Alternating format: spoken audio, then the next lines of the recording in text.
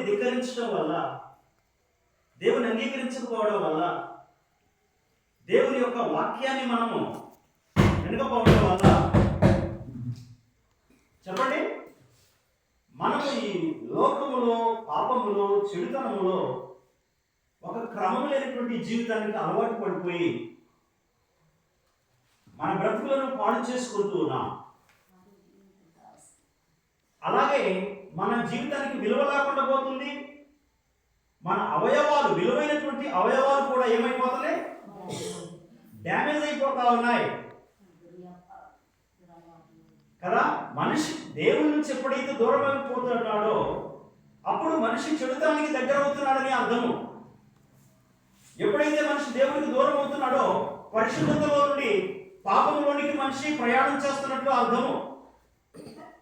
ఎప్పుడైతే మనిషి దేవుని యొక్క నుంచి దూరం అయిపోతా ఉన్నాడో, ప్రార్థనకు దూరం అయిపోతా ఉంటాడో, బైబిల్ వాక్యానికి దూరం అయిపోతా ఉంటాడో, సావుకునికి దూరం అయిపోతా ఉంటాడో, సంఘ సహవాసానికి దూరం అయిపోతా ఉంటాడో, అప్పుడు దేవుని ప్రియులారా లోకానికి బాగా దగ్గరైపోతున్నట్టే అర్థము. అప్పుడు ఏమైపోతుందో తెలుసా?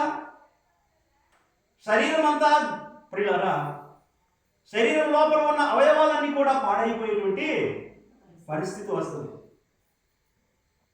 గమనించండి దేవుని ప్రియులారా, ఆ రీతిగా ఆ చిన్న కుమారుడు దుర్వ్యాపారానికి లోనయ్యాడంట.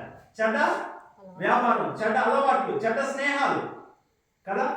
బైబిల్ అంటుంది చీకట్లో నడిచేవాడు తాను ఎక్కడికి పోతున్నాడో తనకి తెలియదు. దేవుని విడిచి నువ్వు దూరం వెళ్తే, పరిశుద్ధతను విడిచి నువ్వు దూరం వెళ్తే, వాక్యం అనేటువంటి వెలుగు నుండి నువ్వు దూరం వెళ్తే నువ్వు చీకట్లో నడిచిపోతున్నావు, నీకేం అర్థం కాదు. దేవుని పిల్లలు గమనించండి. కాబట్టి అప్పుడు మనిషి ఏమవుతాడంటే తను ఏం చేసేది తనకే అర్థం కాదు. తన కుటుంబం పాడైపోతున్నా, తన ఆరోగ్యం చెడిపోతున్నా, తన పిల్లలు పాడైపోతున్నా మనిషికి ఇంకా అర్థం చేసుకునేటువంటి జ్ఞానం తనకి దూరం అయిపోద్ది. ఏం చేయని వాళ్ళంతా అయిపోతారని అంటారు. దేవుని పిల్లలు అలా గమనించింది. కాబట్టి ఇక్కడ మనము తప్పిపోయిన కుమారుడు అంటే తన తండ్రి వద్ద నుంచి దూరం అయిపోయిన తర్వాత తను చెడిపోయినట్లుగా చూస్తా ఉన్నాం. చివరికి మంచి భోజనాన్ని వదులుకున్నాడు, మంచి ఆరోగ్యాన్ని వదులుకున్నాడు, మంచి సహవాసాన్ని వదులుకున్నాడు కదా. ఇక చివరికి ఏమంటున్నాడు చూడండి, బుద్ధి వచ్చినప్పుడు ఈ రోజు ఏమంటున్నాడు, ఇప్పుడు మనమందరం కూడా దూరం అయిపోయిన పరిస్థితుల్లో ఉన్నాం. కాబట్టి ఇప్పుడు మనం బుద్ధి తెచ్చుకోవాలి. ఇప్పుడు మనము బుద్ధి తెచ్చుకోవాలి. తండ్రికి దూరం అయిపోతే ఇప్పుడు అది చాలా భయంకరంగా ఉంటుంది ప్రపంచం. గమనించండి దేవుని బిడ్డలారా, ఒక పిల్లాడు తన తండ్రితో పాటు దేవుని బిడ్డలారా ఎప్పుడు వెళ్తూ ఉన్నాడే కానీ ఏమనుకున్నాడు అంటే, నాన్న నేను ఒక్కడే ఒంటరిగా మద్రాసు దాకా పోయి రావాలి అన్నాడు. మద్రాసు దాకా పోయేస్తావా? అది ఎట్లా సాధ్యం నాన్న, నువ్వు గోలేవు, నీకు చేత కాదు, వద్దు అని. లేదు నాన్న నేను ఒక్కడే వెళ్తాను, నాకు ట్రైన్కి డబ్బులు ఇవ్వు, టికెట్కి డబ్బులు ఇవ్వు, తినడానికి డబ్బులు ఇవ్వు, ట్రైన్ టికెట్, తర్వాత భోజనం ఖర్చులు, తర్వాత తనకు కావాల్సినటువంటి మెటీరియల్ కొనుక్కోవడానికి మొత్తం కలిపేసి ఒక 20-30 వేలు కావాలని చెప్పేసి వసూలు చేశాను. వెళ్తాను లేకపోతే నేను చచ్చిపోతాను.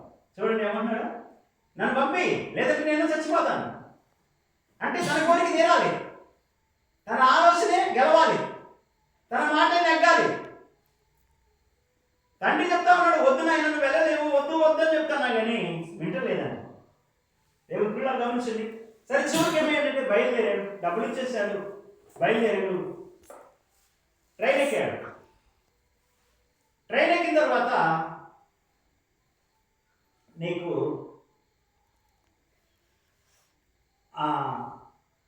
నేను గుర్తొచ్చినప్పుడు వెంటనే నాకు ఫోన్ చేయనా అన్నాడు. ఈ ట్రైన్ ఎక్కాడు, ఎక్కి బయలుదేరి వెళ్తా ఉన్నాడు.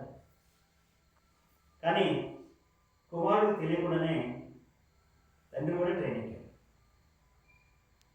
ట్రైన్ ఎక్కేసి పక్క భోగిలో తండ్రి ఉన్నాడు, ఈ భోగిలో కుమారుడు ఎక్కి వెళ్తా ఉంటుంటే అక్కడ ట్రైన్లో చెప్పండి ఎన్నో రకాలైనటువంటి జరుగుతూ ఉంటాయి. కొన్ని హెరాస్మెంట్ కదా, మరి కొంతమంది రౌడీ మొక్కలు చుట్టూ కూర్చొని ఆ పిల్లాన్ని దగ్గరికి పిలిచారు, అడిగారంటే అడ్రస్. నేను ఒక్కడ నేను మద్రాసు వెళ్తానని చెప్తా ఉన్నాను. ఇక చెప్తాను పక్కన సరికి వాళ్ళు ఎందుకుంటారు.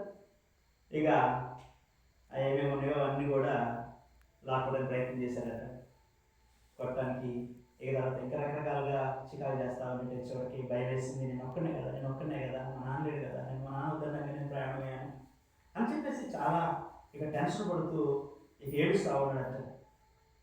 తండ్రి పక్క భోగిలోనే ఉన్నాడు కదా దేవుడు బిడ్డలారా. ఇక చివరికి నాన్న నాన్న నాన్న నాన్న అని చెప్పేసి ఏడుస్తూ ఉన్నాడట. ఇక గట్టిగా కేకలు వేసి అంతా ఉంటే పక్క భోగే కదా వినపడేసరికి తండ్రి వచ్చాడట.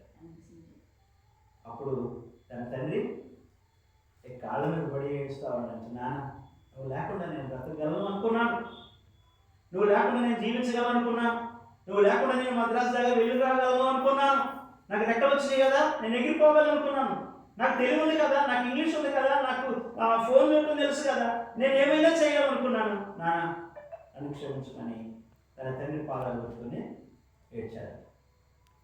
దేవుని పిల్లలా ఈనాడు నిజమే తండ్రికి తల్లికి దూరం అయిపోయేటువంటి పరిస్థితులు నాడు కదా. లోకంలో ఉన్న తల్లిదండ్రి నిన్ను ఎప్పుడు చెడిపోవాలని కోరుకోరు, నువ్వు ఎప్పుడు బాగుపడాలని కోరుకుంటారు, నువ్వు ఒక మెట్టు పైన ఉండాలని కోరుకుంటారు, నువ్వు అందరికంటే ఆశీర్వాదకరంగా ఉండాలని కోరుకుంటారు కదా. కాబట్టి దేవుని బిడ్డలారా అలాగే ఇంకొక బిడ్డ ఏం చేసి తెలుసు, సర్కస్కి వెళ్ళండి. తల్లి బిడ్డ సర్కస్కి వెళ్ళారు. సర్కస్కి వెళ్తే అక్కడ ఇక చేయి పట్టుకుంటుంది అంట తల్లి చేయి పట్టుకుంటుంటే ఆ పిల్ల ఊయిక చేయి వదిలిపెట్టు, నువ్వు వదిలిపెట్టు, ఊయికి నన్ను పట్టుకుంటూ ఏంటి, నేను అది చూడాలా ఇది చూడాలా అంటుందంట. అంటుంటా తల్లి ఆగమ్మ నీకు తెలియదు, తప్పిపోతావు, చాలామంది ఉన్నారు ఆ సర్కస్లో, వేల మంది ఉన్నారు అని చెప్పేసి గట్టిగా పట్టుకుంటుందండి అని ఇక వదిలించుకొని ఇక ఎప్పుడే ట్రై చేస్తుందంట. వదిలించుకొని ఇక పక్కకి వెళ్ళింది. ఈ తల్లి ఏం చేసిందంటే ఇక